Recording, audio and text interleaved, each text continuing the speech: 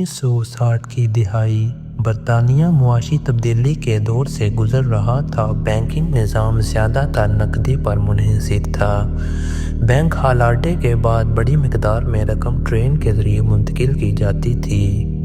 Royal میل کی travelling post office service چلتی train میں خط و کتابت کی چھانٹی کرتی تھی۔ اس ٹرین میں اسکاٹ لینڈ سے لندن تک بینکوں کی نقد رقم بھی لائی جاتی تھی۔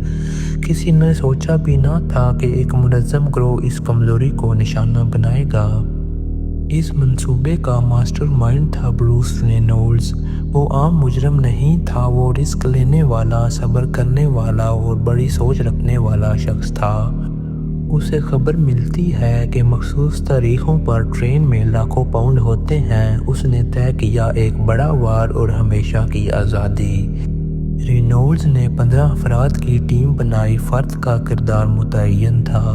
سگنل سسٹم میں چھیڑ چھاڑ، ڈرائیور کو قابو کرنا، بیگ منتقل کرنا، فرار کے لیے ٹرک تیار رکھنا۔ مہینوں نگرانی کی گئی، نقشے بنے، وقت نوٹ کیا گیا۔ یہ جذباتی فیصلہ نہیں تھا بلکہ فوجی انداز کی منصوبہ بندی تھی۔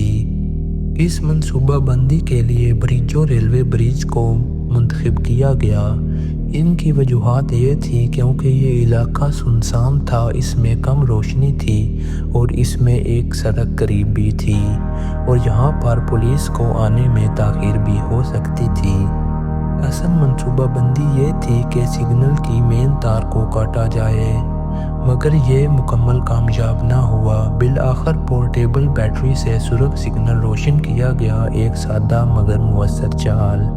یہ لمحہ فیصلہ کن تھا، اگر ڈرائیور نہ رکتا تو سب ختم۔ 8 اگست 1963 صبح تقریباً 3 بجے ٹرین گلاسگو سے لندن کی طرف رواں تھی۔ اندر تقریباً 2.6 ملین پاؤنڈ موجود تھے۔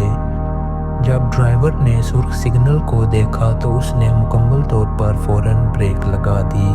اندھیرے سے 15 افراد نکلے، ڈرائیور کو انہوں نے قابو کر لیا، عملے کو الگ کیا گیا اور ٹرین کو پل کے قریب مخصوص مقام تک لے جایا گیا۔ انسانی زنجیر بنا کر 120 سے زائد بیگ ٹرک میں منتقل کیے گئے۔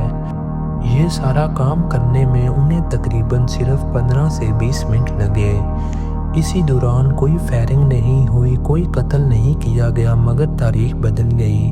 ڈرائیور کو ہلکی سی چوٹ آئی اور بعد ازاں شدید ذہنی صدمہ ہوا، ایک انسانی پہلو جو اکثر نظر انداز ہوتا ہے۔ اس گینگ نے چھپنے کے لیے لیدر سلیٹ فارم کا چناؤ کیا۔ وہاں رقم کو مکمل طور پر گنا گیا۔ رقم کو بہت سارے حصوں میں تقسیم کیا گیا اور چند دن وہیں رکنے کا فیصلہ بھی کیا گیا۔ یہی بڑی غلطی تھی۔ انہوں نے اسی دوران بہت سی نشانیاں وہاں چھوڑ دی جن کی بدولت وہ پکڑے گئے۔ انہوں نے وہاں پر اپنے فنگر پرنٹس بھی چھوڑ دیے اور ایسے برتن بھی چھوڑ دیے جو کہ بہت ساری نشانیاں دے گئے۔ اس کے علاوہ انہوں نے بہت سارے اخبار بھی وہاں پر چھوڑ دیے اور وہاں پر کھیل کے پتے بھی موجود تھے۔ پولیس نے فارم ہاؤس ڈھونڈ نکالا، وہاں پر درجن فنگر پرنٹس ملے، مقدمے کی بنیاد بن گئی۔ یہ برطانیہ کی بڑی تفتیشوں میں سے ایک تھی۔ سینکڑوں افسران، ملک گیر چھاپے، انعامی اعلانات کیے گئے۔ چند ہفتوں میں بیشتر افراد کو گرفتار بھی کر لیا۔ عدالت نے 20 سے 30 سال قید کی سزائیں سنائیں۔ اس دور کے لحاظ سے غیر معمولی سخت تھا۔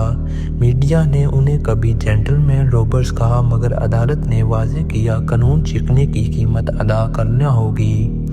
سب سے زیادہ شہرت پانے والا مجرم تھا رونی بگز، حتیٰ کہ پکڑے جانے کے بعد بھی وہ جیل سے فرار ہو گیا تھا۔ وہ فرانس اور آسٹریلیا سے ہوتا ہوا برازیل جا پہنچا۔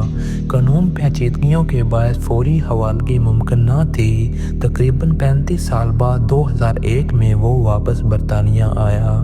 یہ فرار خود ایک الگ داستان بن گئی۔ اس واقعے کے بعد ریلوے سیکیورٹی سخت کر دی گئی۔ نقدی کی ترسیل کے لیے نئے طریقے ایجاد کیے گئے۔ فورینسک سائنس کا وسیع استعمال بھی کیا گیا۔ اس کے علاوہ کئی اصطلاحات متعارف کرائی گئی جس میں بہت ساری پالیسی مشتمل تھی۔ یہ ڈکیتی صرف جرم نہیں تھی، یہ نظامی تبدیلی کا سبب بھی بنی۔ تو یہ تھی 1963 گریٹ ٹرین رابری۔ اس کی مکمل منصوبہ بندی، جرم، غلطی، تفتیش اور انجام۔ اس سے یہ ہمیں سبق واضح ہوتا ہے، جرم چاہے کتنا بھی منظم کیوں نہ ہو، ثبوت، وقت اور قانون بالآخر سچ سامنے لے آتے ہیں۔